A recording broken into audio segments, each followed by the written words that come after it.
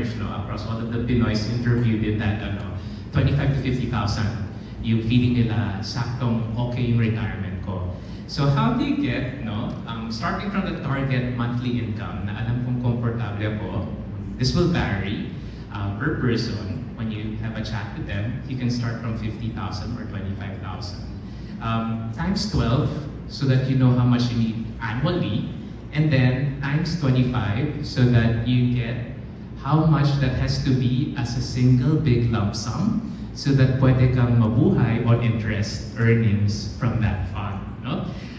Now, depending on the view, if you feel like kaya mong i-invest yung mga funds na yon so that while you're retired, every year may 4% return siya, you use times 25. Kung yung client, purely aasa at ayaw maglagay sa mga funds natin, gusto nila purely banko, maybe it's more like 3%.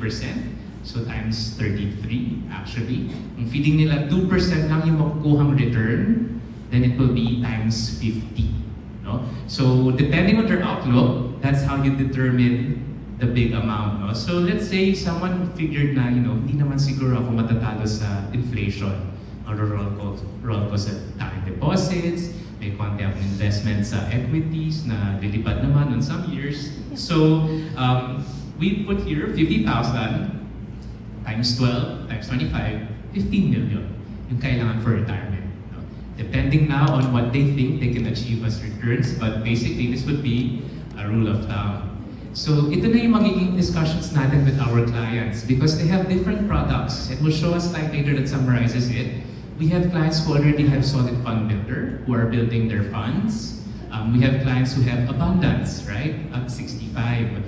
So we know na pag mature ng abundance na yon, saan yan masushoot, no? Tutulong siya sa 15 million target, di ba? 1 million yung maturity ng abundance, we know na 14 million na lang yung propaganahin natin. If our clients are expecting na may retirement sila sa company nila, assuming they actually stick around, because like what Ben said, medyo intense ang kids ngayon, no? Every 2 years, minsan 1 year, lipat-lipat, no?